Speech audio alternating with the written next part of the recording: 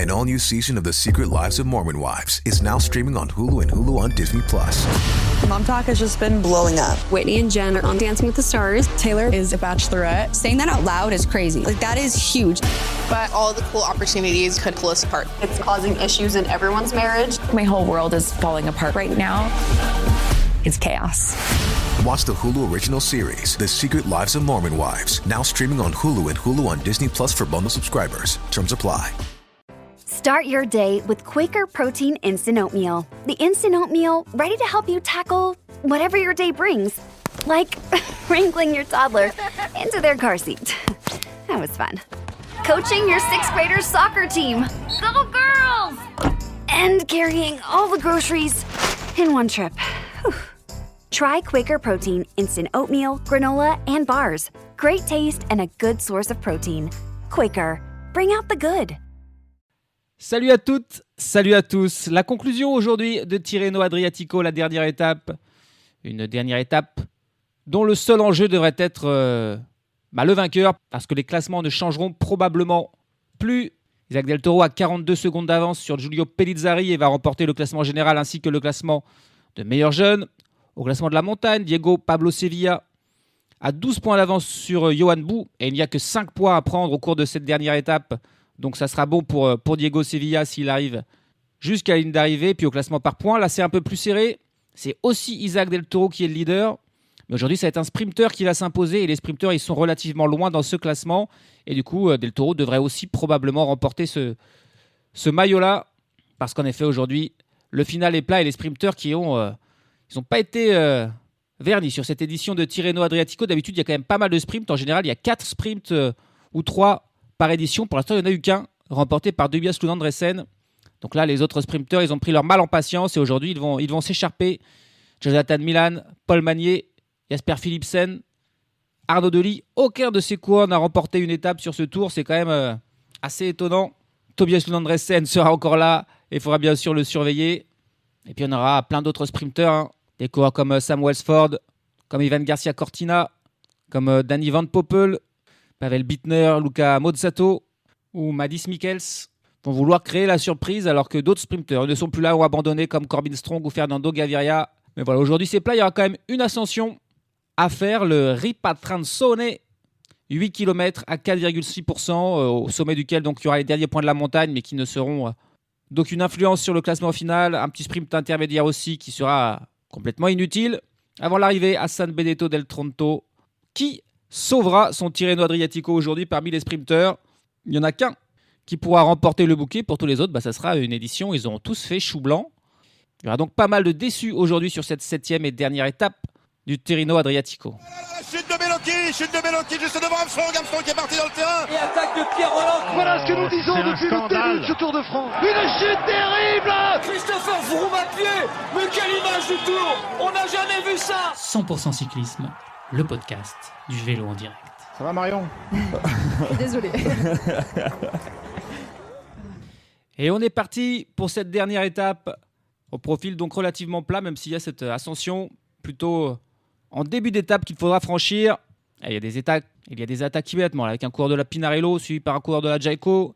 Des coureurs quand même qui veulent être à l'avant, qui veulent tenter leur coup. Même si franchement aujourd'hui, ça paraît quasi impossible pour l'échappée d'aller au bout. Il faudra aller très fort dans l'ascension du jour, qui est en fait une double ascension, puisque ça monte pendant une dizaine de kilomètres, puis ça redescend. Et ensuite, ça remonte pendant 8 km pour l'ascension véritable. Mais avant, il y a le Montefiore d'Asso, 11 km à 3,4% de moyenne. C'est donc pas énorme. Elle n'est pas répertoriée, mais il faudra quand même la franchir. Et dans ces ascensions-là, les échappés, s'ils arrivent à avoir un petit peu d'avance, à creuser, ça serait intéressant parce que derrière le peloton, il devra rouler, mais pas trop rapidement quand même pour ne pas lâcher ou faire trop forcer leurs sprinteurs. On verra ça. En tout cas, les premières attaques qui n'ont pas marché, pas réussi à sortir les coureurs. On va voir quels seront les courageux du jour. Allez, là, on a une échappée un peu plus classique de 3 coureurs qui a commencé à prendre un petit peu d'avance là. Après moins de 10 km, Xavier Miguel Asparen pour la Pinarello Q36.5. Dries de Bonde pour la Jayco. Là, c'était eux déjà les premiers attaquants du jour. Et puis le Panaméen Roberto Carlos González de la Solution Tech Nippo Rally ont réussi à creuser un petit écart. Il n'y avait pas tant de motivés que ça. Au début, on avait suivi leur première accélération, mais la seconde aura été la bonne pour ces trois-là. qui sont bien sortis. Le peloton qui les laisse partir. A priori, on tient notre échappée du jour là déjà, avec ces 3 coureurs qui vont tenter une mission quasi impossible. Et dommage, on a failli avoir 2 coureurs du Panama dans l'échappée, parce que Carlos Samudio, autre coureur de la Solution Tech Nippo Rally, a tenté de contre-attaquer, de rejoindre les hommes de tête, mais l'écart était déjà un petit peu grand, et il n'a pas réussi finalement à aller à l'avant. Il est repris là par le peloton. On aura donc que ces 3 coureurs dans l'échappée qui comptent désormais plus de 2 minutes d'avance. Asparen de Bonte, Roberto Carlos González. Le peloton qui laisse partir, on va voir jusqu'à quel point et combien de temps d'avance ils vont réussir à compter ces 3-là. Et on a l'Alpecin Première Tech qui commence à sérieusement accélérer dans le peloton. On est dans la première ascension là, celle qui n'est pas répertoriée, de 11 km à 3%. L'écart qui a été monté à 3 minutes mais qui est en train de fondre très rapidement parce que l'Alpecin, l'équipe de Jasper Philipsen et de Mathieu Van Der Poel, a pris les choses en main. Et là, il roule pas seulement pour maintenir l'écart, mais j'ai l'impression déjà pour tenter de revenir sur les échappées, alors qu'on est encore très très loin de l'arrivée. On est à plus de 100 km, mais on veut aussi peut-être, dans ces petits pourcentages, un peu tester les jambes des autres sprinteurs, et Philipsen, lui, doit bien se sentir. En tout cas, ça roule très très fort à l'avant de ce peloton. C'est très étonnant ce qui se passe avec l'Alpecin Première Tech et avec Mathieu Van Der Poel, qui insiste dans l'ascension du Ripatran Sonnet, 5% de moyenne. Et là, il y a des cassures dans le peloton, ça lâche pour beaucoup de sprinteurs. On a immédiatement Isaac Del Toro en 2e position dans la roue de Van Der Poel, Primoz Roglic et compagnie. Tout le monde sent dans ce premier groupe et il y a des vraies cassures. On annonce même un abandon là pour un des sprinteurs justement, Danny Van Poppel. Il ne devait pas s'attendre à une étape aussi rapide et aussi dure là. La plupart des sprinteurs sont lâchés là. Jonathan Milan est un petit peu distancé aussi dans un groupe plus loin. Mais quel travail de Mathieu Van Der Poel, qui a lâché quasiment tout le monde. Il y a une trentaine encore de coureurs dans sa roue là. Et puis l'écart avec les échappées a fondu. Il n'y a plus qu'une trentaine de secondes d'avance pour les 3 hommes de tête qui se retrouvent un petit peu les victimes collatérales de ce mouvement là de l'Alpecin Première Tech à 95 km de l'arrivée. Et là, il y a des coureurs de partout. Je pense que pas mal se disaient aujourd'hui ça va être une journée tranquille, un peu défilée jusqu'à l'arrivée. Une petite échappée de 3. On les rattrape tranquillement sur le plat dans le final. Et puis, un petit sprint. Pas du tout l'Alpecin Première Tech. Avec un Mathieu Van Der Poel qui continue de se chauffer les jambes en vue de Milan Sanremo dans cette difficulté, qui roule en tête du peloton, qui n'est plus vraiment un peloton. C'est très étonnant. Je pense quand même qu'au final, tout se regroupera une fois qu'on sera dans la plaine. Mais voilà, il reste encore 4 km d'ascension. Et là, il y a un gros groupe, on va dire, même le peloton principal qui a été lâché du groupe de favoris mené par Mathieu Van Der Poel. Et là, il y a beaucoup de coureurs qui ont dû être surpris d'un tel rythme dans cette dernière étape. Très étonnant, très inattendu, ce qui est en train de se passer sur cette dernière étape, là, dans cette ascension du Ripatran Sonnet. Et bien voilà, les échappés qui sont repris. 92 km de l'arrivée. Alors là, ils n'ont rien dû comprendre à ce qui leur arrivait aux échappés. Ils étaient tranquillement partis, ils avaient 3 minutes d'avance. Ils pensaient avoir une journée normale, garder ces 3 minutes et perdre petit à petit dans la plaine. Mais ils pensaient peut-être même un petit peu augmenter leur avantage dans cette ascension. Et alors là, c'est vraiment tout le contraire qui s'est passé. Mathieu Van Der Poel, on a décidé autrement, tout simplement. Il mène toujours ce groupe de favoris d'une trentaine de coureurs, où le seul sprinter qui reste, a priori, c'est Jasper Philipsen. On a encore 1 km 500 d'ascension. Et on va voir ensuite quelle sera l'attitude de ce groupe désormais qui est en tête, qui est la nouvelle échappée, je ne sais pas comment l'appeler. Là, ce groupe mené par Van Der Poel. On retrouve aussi Tobias Lund Andresen qui est encore là aussi dans ce groupe. Et décidément, il est fort, ce Tobias Lund Andresen. Wout van Aert est aussi là. Voilà les quelques sprinteurs qui ont réussi à suivre ce rythme. Mais donc voilà, plus d'échappés, un peloton scindé en deux, avec un Mathieu Van Der Poel qui a tout dynamité. Voilà, alors plus ça va, et plus j'y comprends rien, parce que dans la descente, Mathieu Van Der Poel il continue son effort, alors que Jasper Philipsen a été lâché. Jasper Philipsen, là, dans le dernier kilomètre de cette ascension, il n'a pas pu suivre le rythme de son coéquipier. Il a été distancé, il est dans le groupe désormais de poursuite, où on retrouve tous les autres sprinteurs, type Jonathan Milan, Arnaud Delis, Sam Welsford, Paul Magnier. Mais Van Der Poel, il en a rien à faire. Il est en mode, je me prépare pour Milan Sanremo. L'étape du jour, c'est pas vraiment un objectif et je roule comme un malade. Mais du coup, il a vraiment sans raison, puisqu'il n'a plus son équipier dans ce groupe avec lui. Donc c'est très très bizarre, mais voilà, il se relève pas du tout dans la descente. Il continue son effort. Et ce groupe de tête a une trentaine de secondes sur ses premiers poursuivants, et donc sur Jasper Philipsen, Sam Welsford Et le groupe d'Arnaud Delis est même pointé plus loin. 1 minute 15 déjà de retard pour Arnaud Delis, qui est un petit peu tout seul dans la pampa. Enfin, il est dans un groupe avec quelques coéquipiers. Mais ça va faire très très mal pour Arnaud Delis pour revenir sur ce peloton, ce groupe de tête. D'autant plus que pour l'instant, Mathieu Van Der Poel ne se relève pas. Il reçoit même un petit soutien de la part de Julien Alaphilippe qui se dit pourquoi pas, allez, ce petit groupe qui va au bout. Sait-on jamais. Mais là, ça devient incompréhensible un petit peu la stratégie de l'Alpecin Première Tech quand même. C'est incroyable ce que fait Mathieu Van Der Poel. Il ne se relève pas. On est désormais dans la vallée, dans le plat. Et Mathieu Van Der Poel qui continue son effort. Ça fait quoi, 40 km qu'il est tout seul en tête de ce groupe et qui roule. Il maintient un écart d'une vingtaine de secondes avec le peloton principal qui le poursuit, qui est essentiellement mené par l'Ineos Grenadier de Sam Welsford. On voit pas trop la Lidl Trek de Milan ou la Soudal Quick-Step de Paul Magnier qui sont pourtant aussi dans ce groupe roulés à l'avant pour tenter de revenir. Ils vont bien finir par rentrer à un moment. Et Mathieu Van Der Poel ne peut pas tout seul maintenir ce groupe de poursuivants jusqu'à l'arrivée. On est encore à 66 km de l'arrivée. Et là, c'est vraiment tout plat jusqu'à la fin. Dans ce groupe d'une trentaine de coureurs, le seul vrai sprinter, c'est Tobias Lund Andresen qui est là. On risque de le voir beaucoup cette saison, Tobias Lund Andresen, parce qu'il est vraiment en grande forme et il est capable, on l'a vu, donc de grimper. Mais allez, ça va être enfin en train de revenir. Mathieu Van Der Poel qui va peut-être finir par baisser le pied, ou pas d'ailleurs. Il n'est pas là pour ça. Il n'est vraiment pas là pour se soucier de l'étape. Il est là pour se chauffer. Pour lui, cette étape, c'est de l'entraînement en vue de Milan-San Remo le week-end prochain. Et ouais, ça y est, le groupe derrière qui est en train de revenir. Mais Mathieu Van Der Poel qui ne s'en soucie pas. Il en a rien à faire. Il continue de rouler. Il pourrait être tout seul. Ça ne changerait rien. Il roule, il prend du vent. Mais voilà, le groupe avec les principaux sprinteurs qui est rentré. Par contre, il n'y a pas d'Arnaud Delis qui, lui, est pointé beaucoup plus loin. Et pour rentrer pour Arnaud Delis, ça risque d'être plus compliqué. Et ouais, Arnaud Delis qui est pointé là à 2 minutes de la tête de la course. Donc, c'est pas sûr qu'on revoit Arnaud Delis dans le sprint final. Allez, la course qui finalement retrouve une physionomie un peu plus logique. Mathieu Van Der Poel a enfin arrêté de rouler. Je me demande ce que vont lui dire ses collègues, là, à la fois ses adversaires, mais à la fois ses coéquipiers, notamment Jasper Philipsen, parce qu'on n'a toujours pas vraiment compris quel était l'intérêt de tout ça. Mais voilà, course qui va peut-être ralentir et ça permet un coup de partir en compte. Bah oui, du coup, on n'a plus d'échappée. On est à 60 km de l'arrivée. Il va y avoir des tentatives d'échappée secondaire. Et là, c'est un coureur de la Jayco Alula. Ce n'est plus Dries de Bondt, mais c'est Alessandro Covi qui tente de sortir, qui est sorti d'ailleurs. Il est sorti tout seul. Alors, ça va être très compliqué. Tout plat. Les sprinteurs qui sont là, qui vont pas vouloir laisser cette opportunité s'échapper. Alessandro Covi, en solitaire, il n'a aucune chance. Il faudrait qu'il soit rejoint par au moins 3-4 coureurs pour espérer vraiment inquiéter le peloton. Mais voilà, le peloton qui est enfin regroupé, à l'exception donc d'Arnaud Delis et de quelques autres retardés qui ont été des vraies victimes du mouvement un petit peu foufou de Mathieu Van Der Poel. Alessandro Covi qui finalement n'insiste pas. Alors c'est dommage, j'ai juste au moment où Xavier Mikel Asparren allait le rejoindre. Asparren là qui remet une attaque, qui revient sur Covi, mais dommage, Covi il avait décidé de se relever. Donc là ils se viennent de se croiser. Asparren il a regardé Covi en disant mais qu'est-ce que tu fais là, je venais pour t'aider. Et du coup voilà, désormais c'est Xavier Mikel Asparren qui est seul en tête avec 3-4 secondes d'avance sur le peloton qui est mené par la Visma Is The Bike.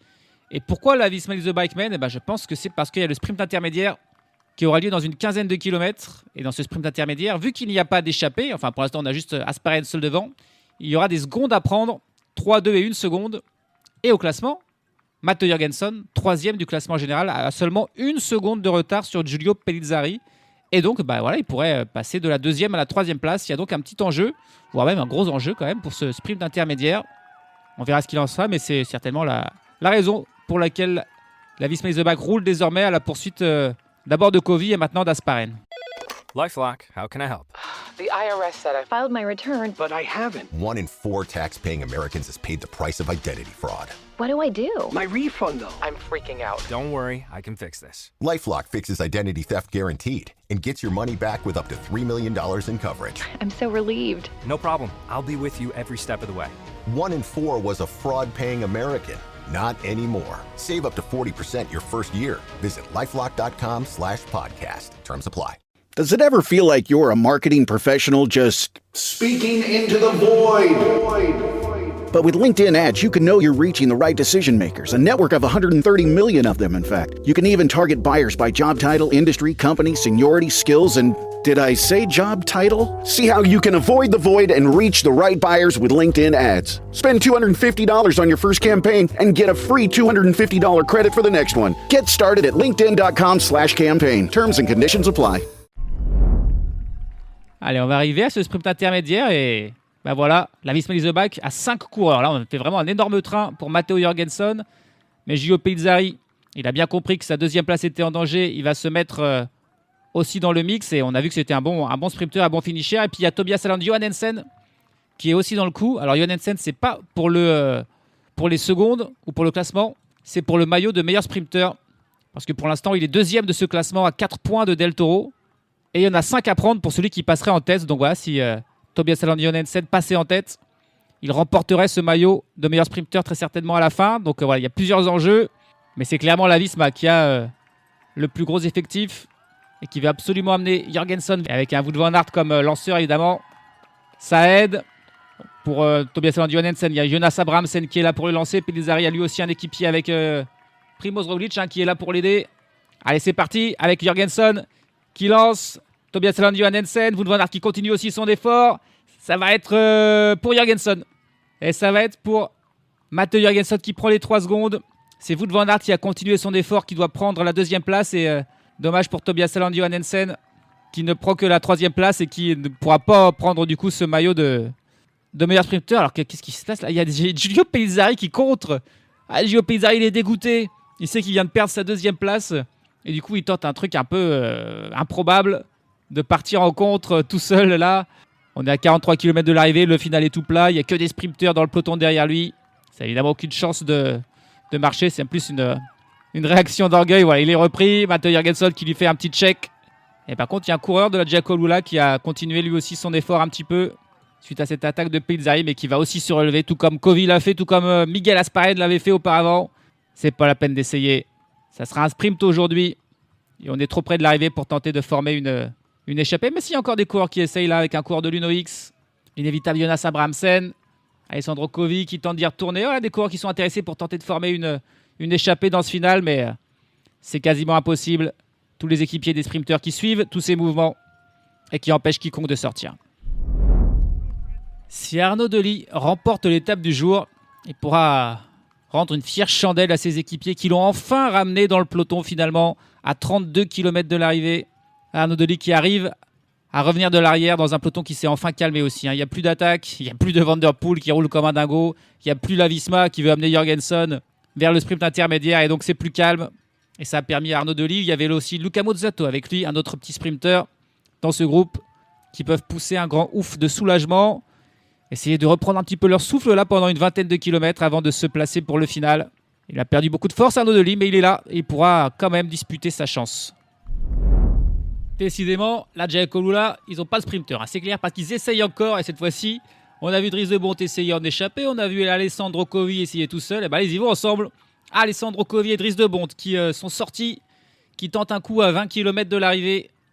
Les deux coureurs de la Giacomo Lula qui tentent un coup de poker, mais c'est immédiatement vu par la Decathlon qui est en tête du peloton à ce moment-là et qui les a immédiatement pris en chasse. On va pas leur laisser même pas 10 secondes. Mais ils se relèvent pas pour l'instant. Ils tentent leur coup jusqu'au bout, Covi et de Bondt.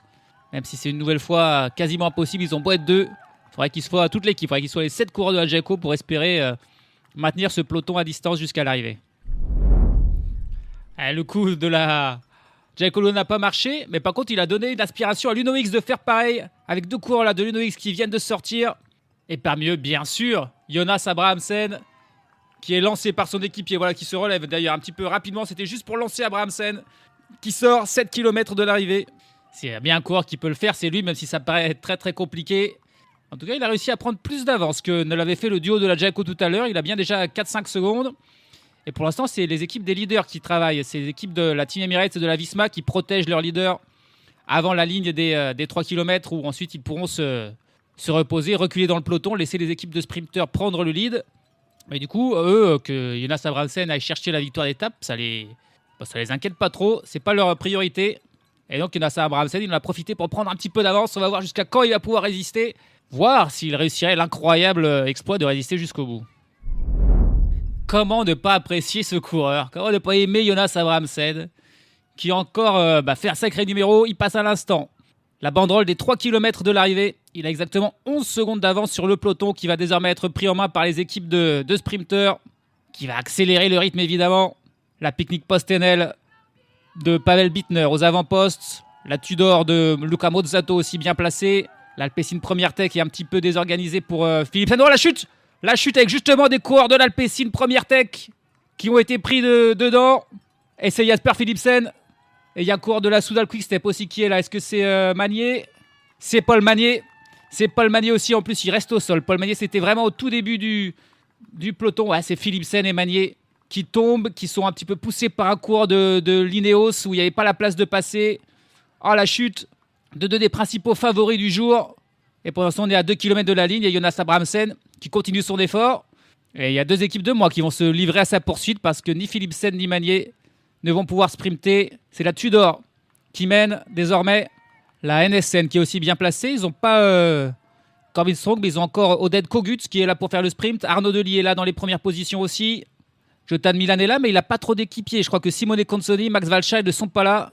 Ils ne sont jamais revenus après l'accélération de Van Der Poel. La Team Paul Tivzit Malta, pas mal placé pour Giovanni Lonardi. On remonte aussi Sam Welsford du côté de l'Ineos. Et la Jay Colou, là, ils vont quand même tenter de faire le sprint. Avec Anders Foldager probablement. On est à la flamme rouge. Abrahamsen qui est toujours en tête, mais ils sont juste derrière désormais. Et attention, là, il y a un virage très compliqué, une espèce de chicane qui va profiter bien sûr à Jonas Abrahamsen. Encore 800 mètres de la ligne, il est toujours devant. Hein. Mais c'est l'Ineos Grenadier qui est désormais la mieux placée avec Philippe Ogana qui mène avec Sam Welsford en 3e position. La Soudal Quick-Step qui est aussi bien placée, mais c'est du coup peut-être Lorenz Rex qui va aller faire le sprint. Jonas Abrahamsen qui continue son effort, qui n'est toujours pas repris. Tobias Lundgren bien placé en 5e position au moment où Abrahamsen, ça y est, repris malheureusement à 400 mètres de la ligne. Et d'un seul coup, Jonathan Milan qui jaillit de l'autre côté de la route mené par son équipier et qui lance. Et il lance de loin encore une fois Jonathan Milan. Est-ce que cette fois-ci il va réussir à tenir jusqu'au bout? Ça paraît compliqué pour Milan. Ça remonte aussi de l'autre côté avec Oded Kogut. Mais pour l'instant Milan qui tient bon jusqu'au bout peut-être. Ça va se jouer à pas grand-chose mais ça va être pour Jonathan Milan, oui. Il est parti de loin encore. Mais cette fois-ci il a résisté jusqu'au bout. Ça revenait, il y avait Welsford. Il y avait Lonardi, il y avait Kogut, il y avait Lorenz Rex, il y avait Pavel Bittner, Lund Andresen. Mais aucun n'a réussi à revenir à hauteur de l'Italien qui s'impose dans ce sprint qui malheureusement n'aura pas vu Philipsen et Paul Magnier s'affronter avec Jonathan Milan. Paul Magnier qui continue les ennuis. Hein. Sur le week-end d'ouverture, il avait eu que des soucis mécaniques et là c'est carrément la chute et j'ai bien peur qu'il se soit fait mal. On l'a jamais vu se relever. À l'inverse de Jasper Philipsen qui s'est relevé rapidement et qui avait juste l'air très très énervé. Paul Magnier, lui, est resté au sol. Milan, lui, il a évité les problèmes. Et il a été lancé de très loin par Edward Tuns, malgré l'absence de Consoni et de Walscheid. Jonathan Milan, il a fait vraiment un sprint à l'arrache, là, vraiment en toute puissance. Et les autres sprinteurs sont restés derrière lui. Et tiens, on voit Isaac Del Toro qui ne passe la ligne que maintenant. Je ne l'avais pas vu pris dans la chute pourtant, mais peut-être dans le ralentissement qu'il y a eu ensuite. Il arrive avec plus de 2 minutes de retard. Ouais, j'ai l'impression qu'il a peut-être un peu tombé quand même pour Isaac Del Toro, mais ça va, il va quand même remporter le classement général parce que cette chute est arrivée dans les 3 derniers kilomètres. Elle est vraiment utile quand même, cette règle des 3 kilomètres. Allez, Del Toro qui passe la ligne avec tous ses coéquipiers de la Team Emirates qui l'ont attendu. Il arrive en même temps que Jasper Philipsen qui, lui, ne fait pas du tout la même expression de joie que Del Toro. Il est dégoûté, Philipsen. Il n'a toujours pas gagné cette saison. Alors que Milan, lui, il les enchaîne. Et il s'impose devant Samuel Welsford. Et Lorenz Rex, pour la Soudal Quick-Step, finalement, qui a profité de l'absence de Magnier pour aller faire le sprint. Et il vient faire une belle 3e place. Et quand on revoit ce sprint, au moment où Jonas Abrahamsen est repris à 400 mètres de la ligne, Jonathan Milan, il n'est pas dans les 10 premiers du peloton. Hein. Et il est d'un seul coup ramené à toute vitesse par Edward Tuns de l'autre côté de la route. Anders Foldaggers, c'est lui qui a suivi le mieux le mouvement de Jonathan Milan. Et c'est ensuite Lorenz Rex qui fait le meilleur effort pour prendre la roue de Jonathan Milan. Samuel Welsford, lui, suit les barrières. Et à aucun moment on n'a pu vraiment rattraper Jonathan Milan non plus. Une victoire vraiment surpuissante. Il est parti de très loin, mais cette fois-ci il ne s'est pas écroulé comme il y a 3 jours lors de la victoire de Lund Andresen. Il a tenu jusqu'au bout et il remporte sa victoire sur Tirreno Adriatico. Après 2 victoires d'étape sur l'Alula Tour, 3 sur l'UAE Tour, il ne pouvait pas repartir bredouille de Tirreno Adriatico. Jonathan Milan et vient donc chercher sa 6e victoire de la saison, la 30e en carrière pour l'Italien à domicile, au terme d'un sprint vraiment où il a fait parler sa puissance, quoi. C'était à l'arrache, mais il aurait été le plus fort. Et il devance Sam Welsford, qui vient faire une belle 2e place. Lorenz Rex, aussi 3e. Oded Kogut pour la NSN, 4e. Pavel Bittner, 5e. Tobias Lund Andresen, aujourd'hui ne fait que 6e devant Anders Foldager.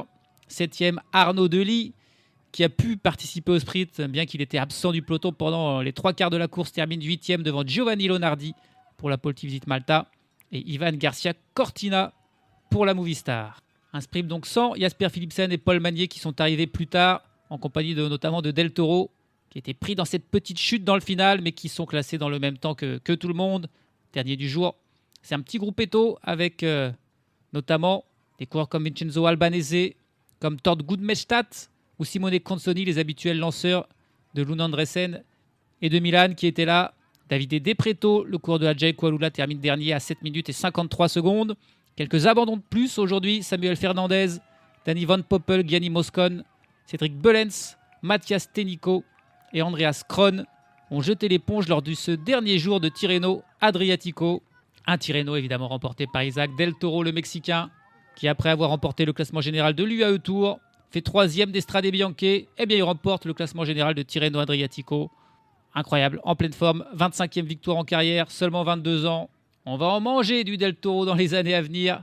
Il s'impose finalement assez largement devant Matteo Jorgensen. Ça, c'est le seul changement dans le top 10 sur cette dernière étape, qui prend la 2e place, qui termine à 40 secondes de Del Toro.